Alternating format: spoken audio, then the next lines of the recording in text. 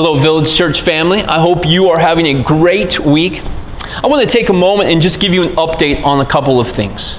Yesterday, Governor Tim Walz announced a statewide requirement that masks are to be worn in all public indoor spaces.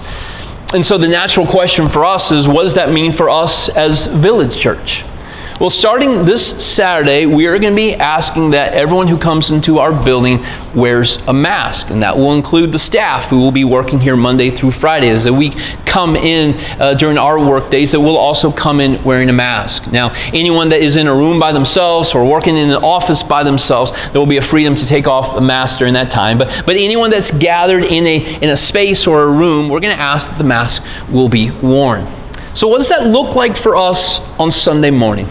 Well, we're asking that everyone who comes and gathers with us for a time of worship and teaching, that they would wear a mask. And if you come and you don't have a mask will be provided. And as we gather, we're asking that everyone ages 5 and above would wear a mask the entire time that they are in our building. And there will be a couple exceptions to that. For those that are leading us in worship during that time, there is a freedom for them not to have that mask, or anyone that is speaking on the stage during the time they're speaking, there will be a freedom to remove the mask.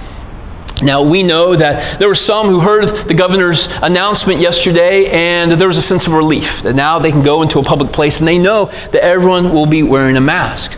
We also know that some heard the governor's announcement and there was a sense of frustration, maybe even a sense of anger, that they're now being required to do something that they don't want to do. And we recognize that those same frustrations or those same responses can also be happening in gathering together as a church family.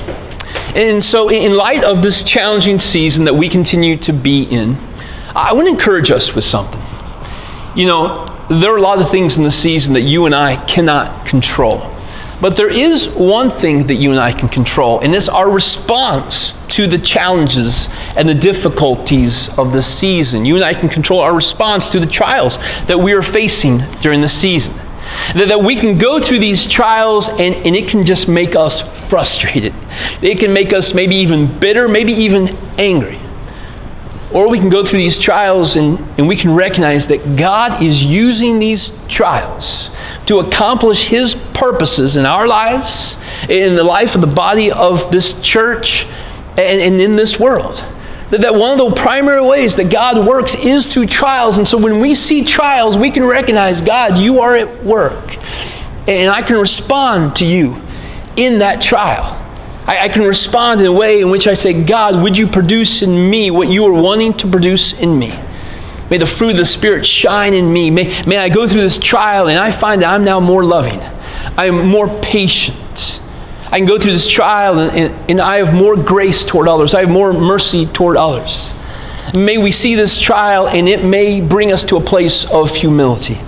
That we can recognize there are things that I'm just holding on into this world. And God, would you bring me to a place in which I walk before you humble?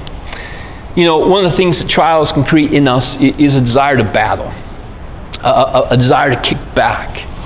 And the trials that we're experiencing right now, these are earthly trials. These are temporary trials. These are not the battles that we're to be fighting. That there's a primary battle that you and I have been called to. It's the good fight that Paul encouraged Timothy to fight. It's the fight for the gospel of Jesus Christ, that all men may be saved. That God is using this season for us to be a body of believers, a church family that is shining and proclaiming the gospel of Jesus Christ.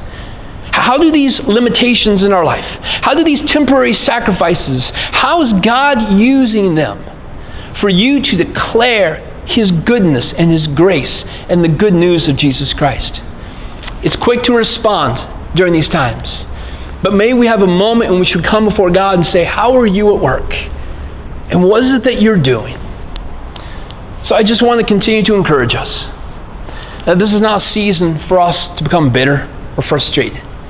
This is a season to say, God, I recognize that you're at work for your purposes and for your glory.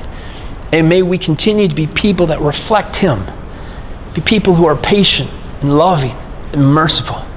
And be people who are walking humbly before our God. The other thing that I just wanted to share with you is that we have been talking for the last month about holding an outdoor service. In fact, it's something that I talked about last summer, even before COVID, how wonderful it would be for us just to gather as the church family one Sunday morning outdoors. And so one of our questions in the survey that we sent to you was what would you think about an outdoor service? And you overwhelmingly responded that you would be open to gathering one Sunday morning outside. And so on August 2nd, the first Sunday of the month, next month, we're going to gather on our lawn for a time of worship and teaching. And what's going to be extra special about that day is it's going to be our first time to take communion together as a body of Christ in about 4 months. And so we've been waiting on our resealable communion cups to arrive, and they finally have arrived. And so we're going to not only gather outside, but we're going to have an opportunity to gather and participate in communion together as a church family. Village Church, I love you. And I'm praying for you. And I'm praying for us. And I'm praying that we walk through the season in a way that God is honored, that God is glorified, that we walk through this season and that all that He wants to accomplish in us is accomplished. I'm so excited to be a part of this church. And even in the challenges of the season, I'm excited for what God is going to produce in this season. I hope you have a great rest of your week, and we'll look forward to seeing you on Sunday, and then we'll look forward to also gathering with you on August 2nd outside. Have a great rest of your weekend, and we'll see you soon.